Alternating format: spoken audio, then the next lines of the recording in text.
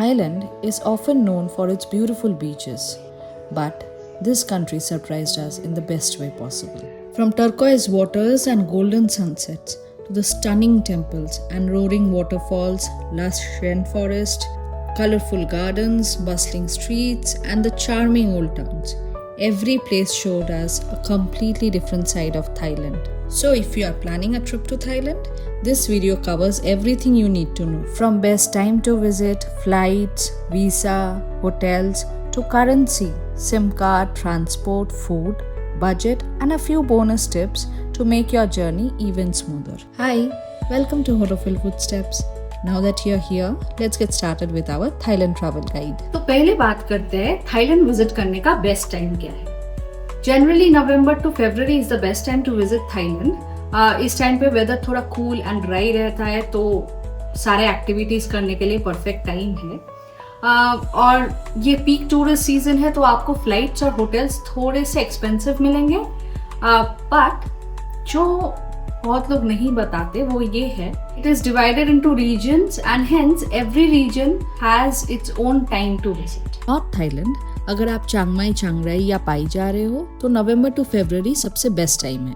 Weather इस time पर pleasant रहता है, तो ट्रैकिंग या साइट सीन का एकदम परफेक्ट टाइम है. थोड़ा बहुत बारिश आपको मिल सकता है, पर I think that is manageable. Central Thailand, जिसमें बैंकॉक, अयोध्या और खाओ याई जैसे प्लेसेस आते हैं, उनके लिए भी नवंबर से फरवरी बेस्ट टाइम टू विजिट है. गर्मी कम होते हैं तो सिटी एक्सप्लोर करना काफी कंफर्टेबल रहता है. साउथ थाईलैंड का वेदर थोड़ा डिफरेंट है. अगर आप पुकेट, क्रैबी या पीपी आइलैंड जैसे अंडमान साइड जा रहे हो, then November to April is the best time. But हम दिसंबर में विजिट किए थे, तो हमको एक दिन पुकेट में काफी बारिश मिला था. और अगर आप गल्फ साइड मतलब को सामोई, को टाओ जैसा आइलैंड्स प्लान कर रहे हो, then February to August is the best time to visit there. और अगर आप बजट में ट्रैवल करना चाहते हैं, तो मई से अक्टूबर भी कंसिडर कर सकते हैं.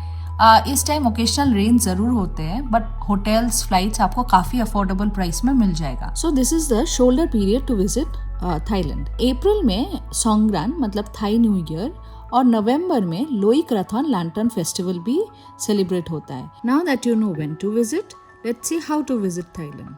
हम जनरली अपना फ्लाइट स्काई स्कैनर से चेक करते हैं. इधर आपको फ्लाइट्स का प्राइस कंपेयर करने को मिल जाएगा and you can get the best deals possible. India से पुकेट और बैंकॉक के लिए आपको कंपैरेटिवली चीपर प्राइसेस में डायरेक्ट फ्लाइट्स मिल जाएंगे.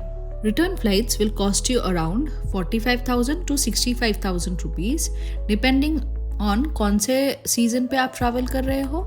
एंड आई विल रिकमेंड 1 से 2 महीने पहले आप हमेशा फ्लाइट का टिकट बुक करके रखो. और हाँ, फ्लाइट बुक करने के टाइम प्राइस के साथ चेक इन बैगेज इंक्लूडेड है कि नहीं, वो डेफिनेटली चेक कर लेना. Now that you know how to reach Thailand, let's see what you will need to enter the country. Good news ये है कि थाईलैंड अभी भी वीजा फ्री है इंडियंस के लिए, बट 60 डेज कम करके वो 30 डेज किया गया है.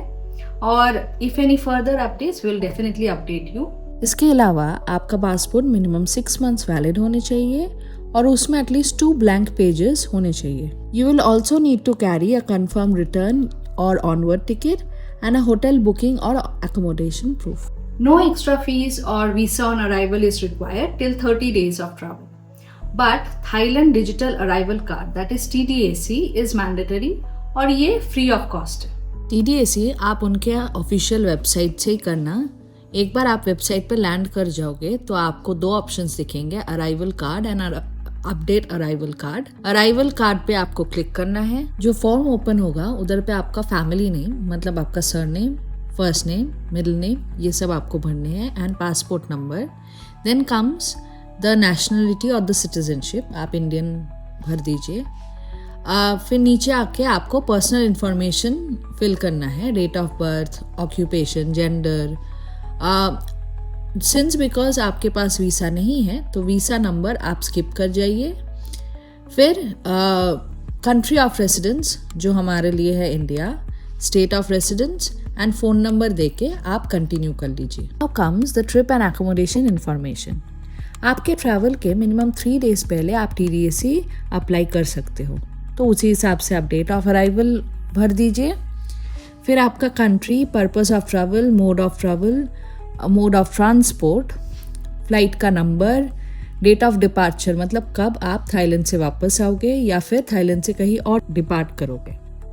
Then mode of travel of departure, mode of transport of departure and flight number आपको भरने हैं। नाउ द एकोमोडेशन इन्फॉर्मेशन, अगर आप ट्रांजिट पैसेंजर हो तो फिर वो चेक बॉक्स आप क्लिक कर दीजिए, नहीं तो आपका टाइप ऑफ एकोमोडेशन मतलब होटल क्लिक करना है और होटल का डिटेल्स मतलब एड्रेस, कंप्लीट एड्रेस इधर पे आपको फिल करने हैं and you need to do continue. As for health declaration you have to name the list of countries you have stayed within 2 weeks of before arrival।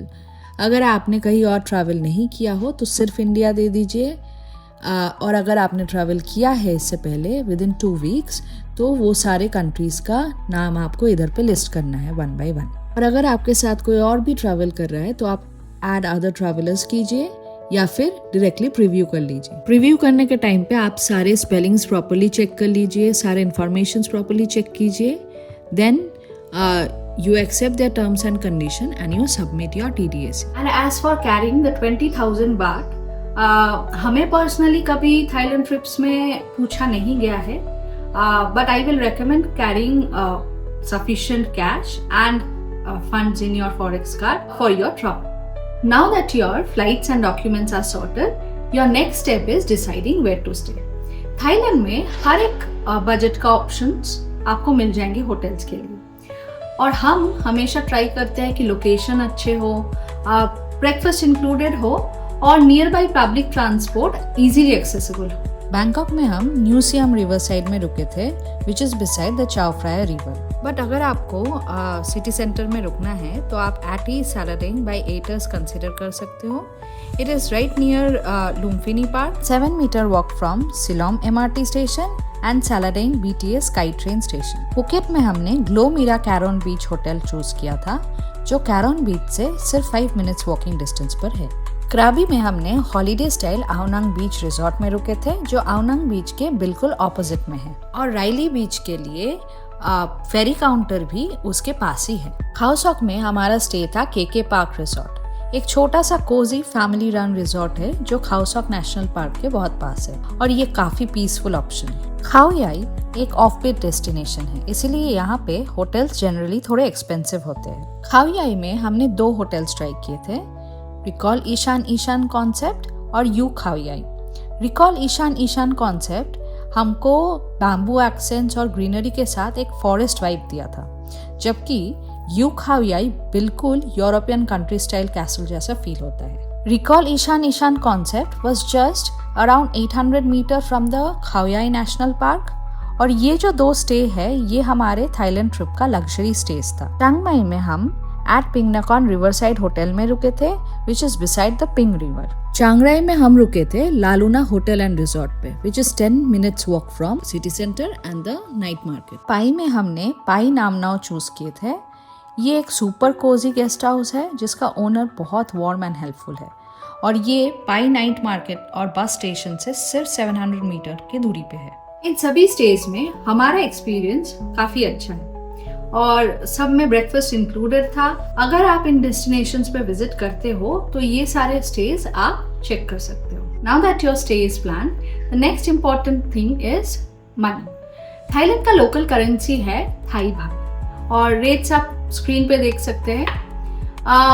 Thailand जाने के time हम recommend करेंगे कि आप सफिशिएंट कैश कैरी करो, क्योंकि night markets, छोटे shops या फिर किसी गेस्ट हाउसेस में कार्ड्स एक्सेप्ट नहीं होते, वो लोग कैश एक्सेप्ट करते हैं। और अगर आप पूरा कैश कैरी नहीं करना चाहते तो आप फॉरेक्स कार्ड भी कैरी कर सकते हो, बट ध्यान में रखिए मल्टीपल स्मॉल विथड्रॉवल्स अवॉइड करिए, बिकॉज थाईलैंड में ऑलमोस्ट हर ATM विथड्रॉवल पे एक फिक्स्ड विथड्रॉवल फी लगती है, चाहे आप कितना भी अमाउंट विथड्रॉ करें। Before stepping out to explore, let's make sure you stay connected.